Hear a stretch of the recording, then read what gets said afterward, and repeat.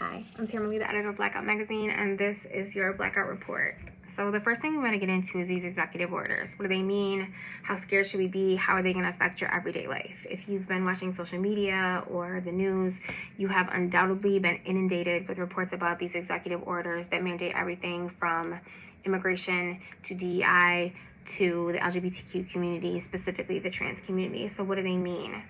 Executive orders are one of those things where two things can be true at the very same time. One, yes, we should be afraid.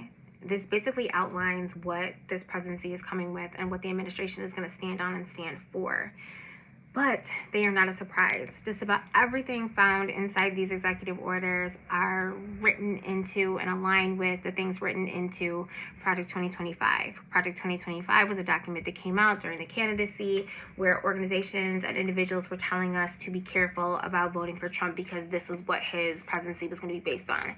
Trump immediately tried to distance himself, said no, don't know the writers, don't know anything about it, has nothing to do with it. And already in the first days of his presidency, we see that that was a lie, and this very much does align with the policies that he's putting in place.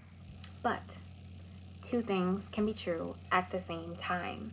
And so, just because these executive orders come out does not mean that that automatically becomes the law of the land. Every single president comes out with a slew of executive orders their first week or so in office. It basically just gives you an idea of what their presidency is going to be about and what their organization, what their administration is going to be fighting for. And so, this is what they're going to be fighting for. The other part of that, again, just because these executive orders come out does not mean they automatically are mandated into law. What executive orders basically do is they're directives that show the federal government agencies what will bind them, the direction they're going in, the philosophy behind the work that they do.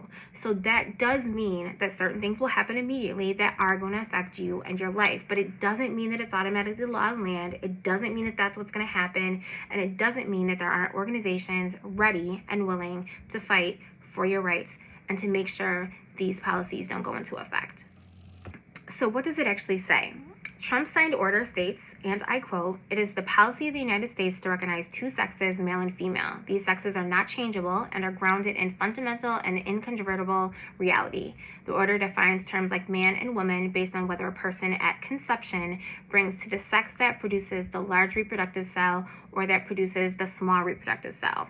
So this is very broad, very ambiguous, very unspecific and antiquated terminology that doesn't allow for things like intersex people that are absolutely in existence. And so it isn't just as simple as him saying these things and then they become truth. There also is very little written into his executive orders that even say how any of these things are going to be put into place, what that means to these different levels of government or organizations or departments within the federal government.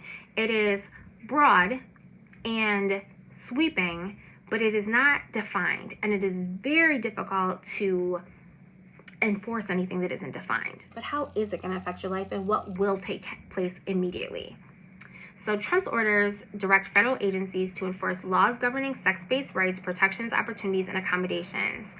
Again, with antiquated definitions that don't really say anything, but one of these things that it is going to affect is gender markers and the incarceration of trans feminine prisoners. So in these mandates that are under federal control that can take effect immediately are passports and federal documentation, identification documents, not recognizing the X gender marker anymore. This is what organizations were pushing you to get your stuff changed as quickly as possible after the election, before the inauguration, because we knew that things were going to start happening and on different levels, on at least the federal level, if not the state level in many states, to change what was going to be recognized as identification. So they are at least temporarily putting a pause on recognizing that or issuing that X gender marker.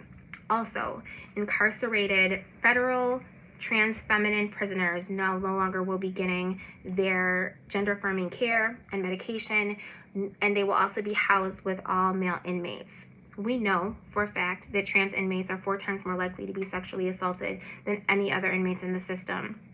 And so things like the Congressional PREA Act in 2009, the Prison Rape Elimination Act, were passed by Congress to protect these prisoners and these rights. Things like the congressional acts of Congress and Supreme Court's decisions are not automatically trumped by these executive orders. They are not. They give organizations grounds to be able to sue and say, no, this is not this unconstitutional. This is in opposition to laws that have already been passed and congressional acts, and they cannot go forward. There are countless organizations and law firms and lawyers and even states' attorney general's offices that are already suing Trump based on these executive orders because they knew what was coming and they were ready to go. So day 1, 2, 3, lawsuits were already being filed to push back against the things written in these executive orders. And all those things will have to play out in court and battle to see if this actually takes effect. And there's real, solid, tangible proof that these things are unconstitutional, that they cannot go forward. So although things will be happening immediately, that doesn't mean that the opposition, our side, isn't also moving forward immediately. So bottom line, yes, we need to take this seriously. But no, it's not going to happen immediately with most things. And the fight is not over. It's only just beginning. But you have to be paying attention. You have to know what's going on. Keep tuning into Blackout to keep getting these reports. We can break this down for you. If you have questions, please put them in the comments and we will answer them to the best of our ability.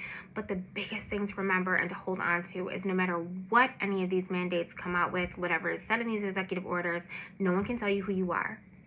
No one can take that away from you. We have a fight ahead of us. That is a fact. But the fight is not over. It's just beginning.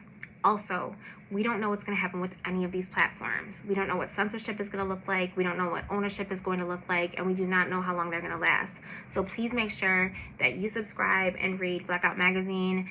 This is the URL to find us. Subscribe, because you will always find us there, even if you can't find us here.